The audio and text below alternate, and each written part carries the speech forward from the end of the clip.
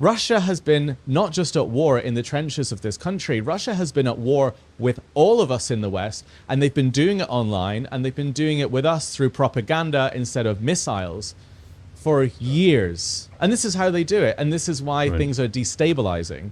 Hello, so I have Kalen again from Ukraine, from Odessa, and we need to talk about this business of Russian influence on the media. And I think you know more about this than I do. You have an insight into this sort of right-wing cabal that has been infiltrated in America by Russian propaganda. Can you tell me a bit more? Well, in the last 24 hours, there's been an indictment that's been released into a company called Tenet Media. That company started about 18 months ago, and they've been putting out non-stop right-wing content. It's pretty indistinguishable from other kind of right-wing content that we see on Dave Rubin's channel or even on Fox News, but it seemingly came out of nowhere, and they amassed tens of millions of views over the last 18 months, and recently Elon Musk has started following them and amplifying a load of their reports. It turns out that that organization was directly funded by Russian money. This is in the indictment. $10 million was transferred through a UK shell company, and Lauren Shen, who is the founder and face of Tenet Media, took that money, and that money was then given to contributors like Lauren Southern, Tim Pool, Dave Rubin, some of the biggest names, Benny Johnson in the right in North America, to make 3 or 4 videos a week. All of those commentators then started putting Tenet Media in their Twitter bios. They started really amping up the content they were putting out, and they were being paid gigantic sums of money. It looks like Tim Pool was paid hundreds of thousands of dollars per month. Other commentators were paid tens of thousands of dollars a week.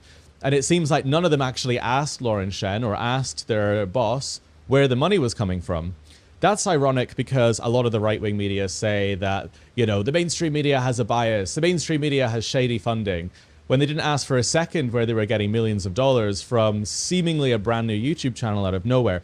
But it's much more dangerous. So from what I can see in this, in 2022, when Russia Today was shut down, when Putin illegally invaded this country, Margarita Simonyan, who is the chief editor of Russia Today, very loyal to Putin. Putin really likes her. He made her the chief editor of RT when she was like 22, came up with a plan, and she admitted to this plan about 3 or 4 months ago in an interview. She said she shouldn't talk about it, but she did. She said, Ваши компании собирают миллионы просмотров. Как вам это удается? Ну, слушай, ну Как если почему грубо, у них не получилось?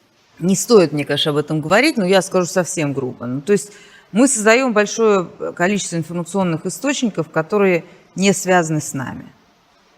И пока ЦРУ докапывается, что они связаны с нами, у них уже огромная аудитория. that is basically what Tenet Media is, and it's going to continue happening.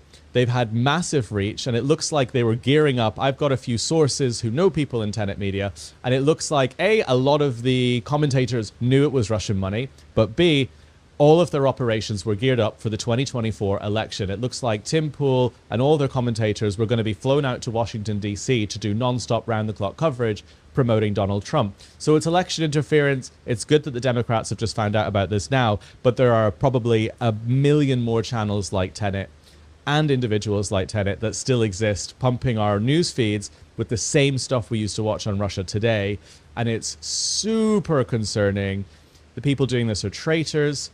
If the American government went to Moscow and started funneling tens of millions of dollars into shady media people who then set up media organizations and TV channels in Moscow to pump out anti-Russian propaganda, every single person associated with that would be thrown in prison as a traitor in Russia. This wouldn't fly in any other country, but it flies in the West because in the West, we don't take the Russia threat seriously enough. It's why we allowed Vladimir Putin to take the Crimea back in 2014. It's why we allowed Russia Today to continue broadcasting right up until the invasion. And it's why the Russia stuff is passed off as a hoax so much, because the West doesn't take it seriously enough. And this is hopefully going to wake some people up, because it's a huge story now, on just how real it actually is.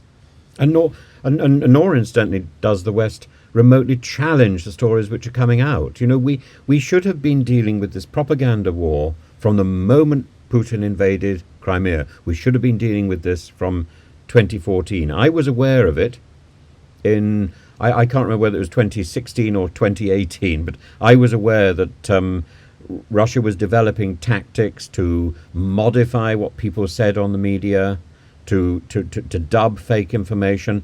They were just testing the ground. But it seems to me it's not so much about what people are saying, but the fact that there's this questioning of authority, there's this questioning of anything which is put out by mainstream media. You know, this is now a trope. Mainstream media, we don't need to believe it.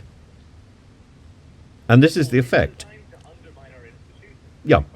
Well, it's designed to undermine our institutions, right? Questioning authority and undermining institutions, undermining the mainstream media so no one knows what to believe anymore, undermining the government so people aren't informed, they don't know who to vote for, they don't believe the results of elections anymore. This is what we saw with January 6th. And that's what it's about, undermining institutions. You know, I don't think Tenet were sending out emails to everybody saying, this is what your script is today. But those people were under the thumb of the Kremlin. And although some of their content was pretty out of control, Tim Pool was posting videos like this, literally in the last few weeks, saying Ukraine is the enemy of America. This is psychotic. Ukraine is the enemy of this country. Ukraine is our enemy, being funded by the Democrats. I will stress this again. One of the greatest enemies of our nation right now is Ukraine. It is an unhinged thing to say, and he's saying that because his bosses like him to say it. Because Russia has been not just at war in the trenches of this country, Russia has been at war with all of us in the West, and they've been doing it online, and they've been doing it with us through propaganda instead of missiles for years. And this is how they do it, and this is why things are destabilizing. Yeah, absolutely. Since 2014, probably since 2013, and these tropes that about Ukrainian Nazis, this is part of that propaganda exercise. And you know, the word propaganda isn't necessarily about fake news. It's about getting out a message, whatever that message happens to be. And the message is clear. The message is not to believe in anything mainstream media provides, to challenge everything. And I have people on this channel here saying, "Where's your evidence? Where's your evidence, Kalen?" Well, the evidence is in the indictment. The evidence is in the indictment that says that Russia has given tens of millions of dollars through shell companies in Britain to Lauren Chen, to commentators, and those commentators have told you not to trust the media, not to trust your government, and they've told you that Ukraine is the enemy of America. To deny that is to deny reality. The US government are not making up these indictments. These are written by the top legal and judiciary people of the United States. But it's happening all around you. It's completely obvious. If you don't think that Putin and Russia is an enemy of the West, then you're not looking at what's happening. He's invading the largest country in Europe because he wants Europe, because he doesn't like Europeans. He poisoned people on the in Salisbury. He has shot down planes over Europe. He has been at war with us for a long time. These are facts that are based in reality. You can't deny it. And it's heating up because the election's coming up soon, and that's what they want. They want Donald Trump in so that Ukraine can fall. And I think on top of this is the whole idea of ghosting. Ghosting is a new idea for me, but I'm fascinated by the way that the Russian media blames Ukraine for exactly the sort of things that it is doing. It's Russia that behaves like Nazis. It's Russia or the Kremlin that has promoted the Wagner Brigade. The Wagner Brigade is named after Hitler's favorite composer. I mean, it's absurd. There is only one Nazi group active in the world at the moment, and that is Russian. Ghosting thing.